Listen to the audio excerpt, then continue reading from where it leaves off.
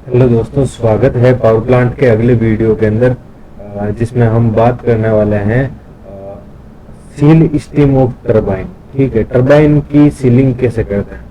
ठीक है, तो सबसे पहले सीलिंग करने का प्रोसीजर सीख लेते हैं, उसके बाद में हम देखेंगे सीलिंग क्यों जरूरत पड़ती है, कैसे होती है। ठीक है, तो टरबाइन के अंदर जो सीलिंग होती है उसमें हमारे पास में जो पीआरडीएस सिस्टम होता है हमारा, उससे एक हेडर आता है जिसमें पर्टिकुलर प्रेशर और टेम्परेचर की स्टीम होती है, जो प्रेशर और टेम्परेचर हमें सीलिंग के लिए रिक्वायर्ड रहता है। ठीक है, तो जैसा कि आप यहाँ पे देख रहे हैं कि ये जो हमारा ये हेडर आ रहा है ये पीआरडीएस से आ रहा है। ठीक है, और यहाँ पीआरडीएस से हम ये आपको हेडर दिख रहा है, ये सीलिंग सिस्टम है अपना, और इस सीलिंग सिस्टम में हमारे को पीआरडीएस से स्टीम है, उससे हमारे को जो इनिशियल जब लाइटअप या स्टार्टअप के टाइम पे हम जो इनिशियल सीलिंग करते हैं वो पीआरडीएस से करते हैं। और पीआरडीएस सिस्टम से ये कैसे चार्ज करते हैं सीलिंग, ये हम आज देखने वाले हैं। तो सीलिंग चार्ज करने के लिए सबसे पहले तो आपको ये इंश्योर करना है कि पीआरडीएस से सीलिंग हेडर तक हमारी स्टीम का पाथ क्लियर होना चाहिए। अगर कोई आइसोलेटिंग वाल्व लगा हुआ है तो वो आइसोलेटिंग वाल्व आपको ओपन करवाना है। अगर यहाँ आपको कोई एक आइसोलेटिंग वाल्व मिलता है तो ये आइसोलेटिंग वाल्व आपका ओपन होना चाहिए। उसके बाद में यहाँ आपके लोकल पे ड्रेन लगे होंगे, ये ड्रेन ओपन होने चाहिए। ठीक है, ये ड्रेन वाल्व लगा होगा। ठीक है, ड्रेन ओपन होना चाहिए। उसके बाद में आपका जो हमारा सील स्टीम हेडर है उसका आइसोलेटिंग वाल्व ये ओपन होना चाहिए।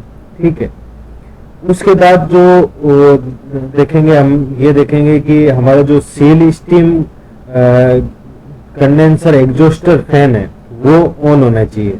तो यहाँ पे आपका जो ये लगा हुआ है, यहाँ पे दो लगे हुए हैं, एट ए टाइम एक रनिंग रहता है, एक स्टैंड बाई रहता है। ठीक है, तो यहाँ पे जैसे इसकी एसएलसी ऑन है, तो एसएलसी का काम होता है एक्चुअल में ऑटोमेशन का कि अगर एक ट्रिप हो जाए तो दूसरे को ऑन करना। ठीक है, तो एग्जॉस्टर फैन ऑन होना चाहिए। उसके बाद में आप यहाँ से कंट्रोलर को, इसकी जो सील स्टीम सप्लाई है इसकी एसएलसी आप अगर ऑन कर दोगे तो यहाँ से ये कंट्रोलर ऑन हो जाएगा। ठीक है, ये कंट्रोलर का काम रहता है कि ये देखना रहता है कि आपके पर्टिकुलर प्रेशर और टेम्परेचर से अगर कम या ज्यादा की अगर स्टीम आ रही है इसमें, अगर टरबाइन में अगर आपका जो टरबाइन है और साफ है उसका टेम्परेचर उस रेस्पेक्ट में अगर ज्यादा कम रहता है या अधिक रहता है तो ये कट ऑफ कर देगा। तो जो सील स्टीम का हेडर आ रहा है जो पीआरडीएस से, आपको ये इंश्योर करना है कि वो हमारे टरबाइन की जो केसिंग है और जो शाफ्ट है उसके टेम्परेचर के रेस्पेक्ट में ही आएगा। जो यहाँ पे जो इस सिस्टम में हम जो देखते हैं ये हमारा रहता है लगभग जो इनिशियली वो रहता है जो हम मेंटेन करके रखते हैं वो पीआरडीएस में जो टेम्परेचर मेंटेन करके रखते हैं वो है 280 डिग्री टू 320 डिग्री, और ये मार्जिन हमें यहाँ पर शो होता है। ये सील स्टीम की कंडीशन है जो कि टरबाइन में जो हमारा सीएनआई का लूप है उसके थ्रू हमें ये पता लगता है कि हमें अभी कितना टेम्परेचर चाहिए टरबाइन की सीलिंग के लिए जो स्टीम आ रही है उसका। ठीक है, तो ये अब जो हमारा वो एक बार हम प्रोसीजर देख लेंगे हमें क्या क्या ऑन करना है क्या बंद करना है सील स्टीम चार्ज करने के लिए। तो आज का जो हमारा वीडियो है वो होने वाला है जो super critical thermal power plant light up procedure का, और ये 8वां पार्ट है। हमने 7 पार्ट पहले क्लियर कर लिए हैं जिसके अंदर हमने आईडीएफडी, सीईपी, एमडीबीएफपी और वैक्यूम पंप ये सब हमने पहले चलाना सीख लिया है। ठीक है, और जो सील स्टीम है टरबाइन की वो कैसे चार्ज होगी, आपको सील स्टीम चार्ज करने के लिए मैंने कुछ पॉइंट तैयार किए हैं।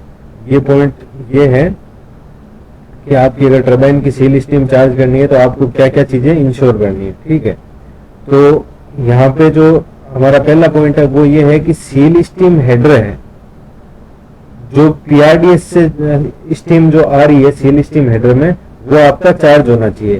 कहने का मतलब पीआरडीएस सिस्टम से सील स्टीम हेडर तक आपकी स्टीम होनी चाहिए। उसके बाद में आपको ओपन करना है open seal steam isolating valve. जो हमारा पीआरडीएस का हेडर है उसमें एक आइसोलेटिंग वाल्व लगा रहता है। जब हमारा सिस्टम बंद रहता है तो हम उस आइसोलेटिंग वाल्व को बंद कर देते हैं, और जैसे ही हमको वापस अगर सीलिंग के लिए रिक्वायरमेंट पड़ती है तो हम इस आइसोलेटिंग वाल्व को ओपन करेंगे। उसके बाद में open seal steam header drain, ठीक है। इसके बाद हम जो हमारी लाइन के अंदर सील स्टीम हेडर है उसके अंदर जितने भी ड्रेन है वो ओपन करेंगे, और ये ड्रेन ओपन करेंगे। इसका जो पर्पज रहेगा, एक तो जो अगर लाइन में कोई वाटर है तो वाटर निकल जाए, और दूसरा जो पर्पज रहता है वो है स्टीम को पाथ देना, जिससे हमारा जो टरबाइन एंड पे जो सीलिंग के लिए जो स्टीम आ रही है उस स्टीम का टेम्परेचर हमें पीआरडीएस का जो टेम्परेचर है वो हमें रिक्वायर्ड टेम्परेचर वहां पे मिल सके। अगर स्टीम जो सील स्टीम हेडर है उसके अंदर स्टीम फ्लो नहीं होगी तो हमारे को टेम्परेचर नहीं मिल पाएगा। उसके बाद नेक्स्ट जो पॉइंट है वो है on seal steam exhauster fan, ठीक है। ये एग्जॉस्टर फैन क्या काम करते हैं कि जो स्टीम सीलिंग के लिए जो टरबाइन के अंदर जो टरबाइन सीलिंग हेडर के अंदर जा रही है उसमें सीलिंग टरबाइन की सीलिंग करने के बाद में ये फैन उस स्टीम को मतलब वैक्यूम की तरह काम करते हैं, और ये उसको वहां से लेकर जाते हैं कंडेंसर तक, ठीक है। और ये जो सिस्टम है ये इसलिए लगा है कि इसको जो सील स्टीम है उसको फ्लो मिल सके, ठीक है। इसके बाद में जो दूसरा जो अगला पॉइंट है हमारा वो है on seal steam control SLC, ठीक है। ये हमारा ऑटोमेटिक सिस्टम है जो ये तय करता है कि जब आप सीलिंग इसकी कर रहे हैं तो उसके क्या टेम्परेचर होने चाहिए स्टीम के, और जो प्रेशर है वो एडिक्वेट है कि नहीं है। अगर टेम्परेचर और प्रेशर जो हमारे को जितना सिस्टम ने दे रखा होता है उससे कम या ज्यादा रहते हैं तो इसका काम रहता है कट ऑफ कर देना, या ये कंट्रोल करता है कि कंट्रोल वाल्व को कितना खोलना है जिससे हमारी सीलिंग प्रॉपर हो जाए, ठीक है। और इसके बाद में ये तो हमारे को जो चीजें करनी है वो ठीक है हो गई। तो सील स्टीम करने की कंडीशन क्या है कि कब हम टरबाइन की सीलिंग करते हैं। हमारे लाइट अप जो प्रोसीजर है उसमें हम सीलिंग टरबाइन की कब करते हैं। तो हम सीलिंग करेंगे उसके लिए हमारे को सबसे जो कंडीशंस है, जो सीलिंग की कंडीशंस है उसमें ये है कि आपके पास में वैक्यूम पंप है, वैक्यूम पंप ऑन होना चाहिए,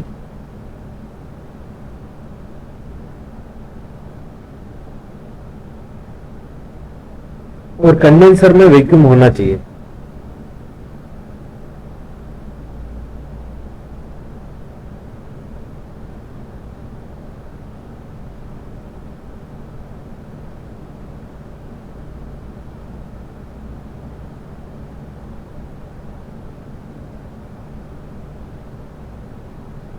ठीक है, ये हमारी जो इसकी सील स्टीम की मेजर कंडीशंस है।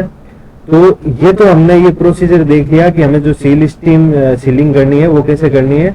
एक बार फिर से देख लेते हैं कि हमारे को जो हमारा ऑक्स पीआरडीएस से जो सप्लाई आ रही है स्टीम की उसका हमारे को एक तो टेम्परेचर इंश्योर करना है कि ये 280 डिग्री टू 320 डिग्री, ये हमारे सिस्टम के लिए या सुपर क्रिटिकल के लिए डिजाइन है। हो सकता है कि अलग अलग टरबाइन का अलग अलग ये सिस्टम डिजाइन हो। तो आपको 280 डिग्री टू 320 डिग्री सेंटीग्रेड की स्टीम आपको यहाँ पे ये इंश्योर करना है। इसके बाद में आपको यहाँ का आइसोलेटिंग वाल्व है ये ओपन होना चाहिए। ये कंट्रोल वाल्व आपका ये एसएलसी है जो कंट्रोलर है ये हैंडल करेगा इस कंट्रोल वाल्व को, जितना इसको प्रेशर की रिक्वायरमेंट हुई उस हिसाब से, ठीक है। इसके बाद में ये जो सील स्टीम का हेडर है ये चार्ज हो जाएगा आपका, ठीक है। और ये जो यहाँ पे आप जो देख रहे हैं जो हमारे एग्जॉस्टर फैन लगे हैं ये एग्जॉस्टर फैन भी चालू रहने चाहिए। और इन एग्जॉस्टर फैन का चालू रहने का जो पर्पज है वो ये है कि यहाँ से जो स्टीम यहाँ जैसे सीलिंग की जो स्टीम जा रही है ये स्टीम यहाँ पे सीलिंग करने के बाद में इसको एक पाथ मिल जाता है जो यहाँ जाकर फिर ये यहाँ पे सील स्टीम कंडेंसर जीएससी लगा है, ग्लैंड स्टीम कंडेंसर, और उसके बाद में ये जो आगे जो ये पाथ है ये जाके कंडेंसर के अंदर हॉट वेल के अंदर ये जुड़ जाता है। ठीक है, तो ये तो हमारा हो गया कि कैसे इसको चार्ज करना है। अब देखते हैं कि ये हमारे को जरूरत क्यों पड़ती है, सील करने की हमारे को सीलिंग की जरूरत क्यों पड़ती है। ठीक है, तो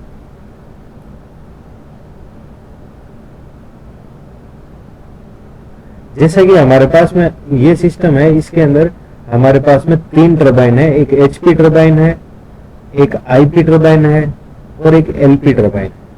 तो जो हाई प्रेशर टरबाइन है और जो आईपी टरबाइन है, जब unit initial light up condition में है तो एचपी और आईपी टरबाइन के अंदर मेजर आपको सीलिंग की जरूरत नहीं पड़ती है। लेकिन जैसे ये आप वैक्यूम पंप चलाते हैं, जैसे आपका ये हमारा कंडेंसर है, ठीक है, ये कंडेंसर है, ये हमारा हॉट वेल है। तो जैसे ही आप वैक्यूम पंप चलाते हैं तो वैक्यूम पंप यहाँ लगा होता है। ठीक है, मान लो वैक्यूम पंप यहाँ पे एक पंप लगा हुआ है, वैक्यूम पंप है। ठीक है, जैसे ही ये वैक्यूम कूलिंग स्टार्ट करता है यहाँ से, तो क्या होता है कि ये पूरा सिस्टम हमारा, ये हमारे जो एलपी टरबाइन का एग्जॉस्ट हुड है, ये हमारा सीधा कंडेंसर से जुड़ा हुआ रहता है। और यहाँ पे जो एलपी टरबाइन है, इसकी केसिंग और शाफ्ट के बीच में कुछ आपको अंतराल, बिल्कुल आपको एक क्लियरेंस देके चलनी होती है, जिसकी वजह से अगर आपकी शाफ्ट रोटेट हो रही है तो उसके ऊपर जो हमारा टरबाइन की जो केसिंग है वो टच नहीं हो। अगर वो टच होगी तो वहां फ्रिक्शन होगा और उसकी वजह से शाफ्ट डैमेज होगी और हमारा जो केसिंग है वो भी डैमेज होगा। और यहाँ पे जो हमारी शाफ्ट रोटेट कर रही है उस पर एक फोर्स भी लगेगा। ठीक है, तो हम ये चाहते हैं कि हमारी जो शाफ्ट और केसिंग के बीच में कुछ क्लियरेंस होगी ताकि शाफ्ट आसानी से घूम सके। और ये क्लियरेंस हम देते हैं तो यहाँ पे एक माइनर स्पेस बन जाता है, जिससे आपकी, अगर आपने वैक्यूम पंप जैसे ही चलाया तो बाहर से आपकी एयर इनग्रेस यहाँ से होगी। ठीक है, अब अगर यहाँ से एयर इनग्रेस होगी तो इसको रोकने के लिए आपको क्या करना है, इसको रोकने के लिए हमने क्या किया कि यहाँ पर हमने सील स्टीम लगा दी। ठीक है, सीलिंग लगा दी। सीलिंग क्या होती है, ये एक मैकेनिकल सीलिंग होती है जो केसिंग के और शाफ्ट के बीच में रहेगी। और ये एक ऐसा सिस्टम होता है कि जिसमें हम बाहर से स्टीम प्रोवाइड कराएंगे सीलिंग के लिए, जो कि जिसका काम ये रहेगा कि अगर आप यहां से स्टीम इसको प्रोवाइड कर रहे हैं तो ये जो शाफ्ट और केसिंग के बीच में जो स्पेस हमारा बचेगा, उस स्पेस में ये स्टीम जाके यहाँ पे एक सील क्रिएट कर देगी। ठीक है, यहाँ पे जो मैकेनिकल सील लगी होती है उसको बोलते हैं लेब्रिंथ सील। ठीक है, और जो उस लेब्रिंथ सील के पैसेज में जो ये स्टीम फ्लो करेगी, ये स्टीम यहाँ पे बिल्कुल इसकी सीलिंग कर देगी। ठीक है, तो ये तो हो गया जब आपका सिस्टम है वो लाइट अप कंडीशन में है, जब आप इसको जो लाइट अप प्रोसेस में कर रहे हो तब का। लेकिन अगर रनिंग कंडीशन होगी, तो ये टरबाइन सेल्फ सीलिंग मोड पे आ जाता है। तो सेल्फ सीलिंग कैसे होती है कि जब एचपी, आईपी टरबाइन और एलपी टरबाइन चल रहे हैं, तो इसमें क्या है कि जो एचपी टरबाइन है उसमें हाई प्रेशर की स्टीम आती है। ये मेन स्टीम है जो हाई प्रेशर की स्टीम आएगी और यहाँ पे सीआरएच बन के ये निकल जाएगी। तो यहाँ पे जो इस टरबाइन के अंदर का जो प्रेशर है वो बहुत ज्यादा हाई रहेगा और उसकी वजह से क्या होगा कि यहाँ से स्टीम बाहर निकलने की कोशिश करेगी। ठीक है, यहाँ से स्टीम बाहर निकलने की कोशिश करेगी और इस स्टीम को बाहर निकलने से रोकने के लिए हम क्या करते हैं, यहाँ पे सीलिंग करते हैं टरबाइन। ठीक है, एचपी टरबाइन। और ये बिल्कुल इसमें होगा आपका आईपी जो टरबाइन है, इसमें भी आपकी जो स्टीम है वो यहाँ पे केसिंग और शाफ्ट के बीच में जो पैसेज है उससे निकलने की कोशिश करेगी। तो उसको रोकने के लिए हम क्या करेंगे, इधर से एक हमारी एडिक्वेट प्रेशर की स्टीम हम देंगे। ठीक है, जिससे कि ये मैनेज हो जाएगी और ये स्टीम हमारी बाहर नहीं निकलेगी, जो इसकी प्रॉपर सीलिंग हो जाएगी। तो इसकी जो हमारा जब सिस्टम जब रनिंग में रहता है, जब ये मशीन हमारी लोड पे रहेगी, तब क्या होता है कि जैसे यहाँ पर जो जो सिस्टम लगा हुआ है हमारा सीलिंग का, यहाँ पे जैसे लेबरेंस सील लगी हुई है और उसके बाद में जो ये सीलिंग हो रही है, तो ये क्या हो रही है, जब इनिशियल स्टेज में तो हम सीलिंग कर रहे हैं इधर से, ठीक है, यहां से स्टीम जाके इस टरबाइन के अंदर सीलिंग कर रही है। लेकिन एक वक्त ऐसा आता है जैसे जैसे लोड बढ़ाते हैं हम टरबाइन का, तो एक वक्त ऐसा आता है जब टरबाइन के अंदर प्रेशर बहुत ज्यादा हाई हो जाता है और ये जो अंदर की स्टीम है ये सेल्फ सीलिंग कर लेती है। सेल्फ सीलिंग मतलब ये बाहर निकलने की जैसे ही कोशिश करती है, तो यहां से बाहर निकलकर यहां से ये क्या करती है, यहां से ये स्टीम बाहर निकलकर इस सीलिंग सिस्टम में जाएगी जहां पे हमारी लेबरेंस सील लगी है। यहाँ पे इसका प्रेशर कम होता होता इतना कम हो जाएगा कि ये हमारे हेडर को इधर जितना रिक्वायर्ड प्रेशर और टेम्परेचर है वो ये हेडर को प्रोवाइड कर देगी, ठीक है। तो अब हमारे पास में यहाँ पे हम जो सेल्फ सीलिंग हुई है, ये सेल्फ सीलिंग का यही कॉन्सेप्ट है कि जैसे जैसे लोड बढ़ता है तो हमारा जो हाई प्रेशर टरबाइन होता है उसमें क्या होता है कि जो प्रेशर स्टीम का है वो बहुत ज्यादा रहता है और वो खुद जो सीलिंग को चार्ज करता हुआ हेडर को भी चार्ज कर देता है, ठीक है। तो ये हो गई हमारी सेल्फ सीलिंग। तो अब सेल्फ सीलिंग को कंट्रोल कैसे करते हैं, तो हमारा जैसे ये कंट्रोलर है, ये जो कंट्रोलर है इसका यही काम रहेगा कि जब तक हमारा यहाँ पे इस हेडर में एडिक्वेट प्रेशर नहीं है तब तक तो ये करेगा पीआरडीएस से इसको चार्ज। और ये जो कंट्रोलर है ये हमारा कंट्रोल वाल्व लगा हुआ है, इस कंट्रोल वाल्व से ये कंट्रोलर इसको पीआरडीएस को चार्ज करेगा, ठीक है। लेकिन जैसे ही इस प्रेशर के इस हेडर में इधर से एडिक्वेट प्रेशर आ जाएगा हमारा, ठीक है, अगर इधर से एडिक्वेट प्रेशर हमारा आ जाएगा तब ये क्या होगा कि ये सेल्फ चार्ज हो जाएगा, ये हेडर सेल्फ चार्ज हो गया। लेकिन इस हेडर को सेल्फ चार्ज हो गया तो इसको एक पर्टिकुलर प्रेशर मेंटेन करने के लिए हम क्या करते हैं, ये हमारा जो सेल्फ सीलिंग का कंट्रोल वाल्व है, ठीक है। और ये जैसे ही हमारा पीआरडीएस का कंट्रोल वाल्व बंद होगा तो ये ओपन हो जाएगा और इसमें एक पर्टिकुलर प्रेशर आपको एडिक्वेट जितना प्रेशर चाहिए वो मेंटेन हो जाएगा। तो ये था हमारा टरबाइन का सीलिंग सिस्टम कि हम टरबाइन की सीलिंग कैसे करेंगे। तो हम इसके बारे में सीलिंग टरबाइन की कैसे होती है ये एक बार देख लेते हैं और सील स्टीम एक्चुअल में कैसे दिखती है।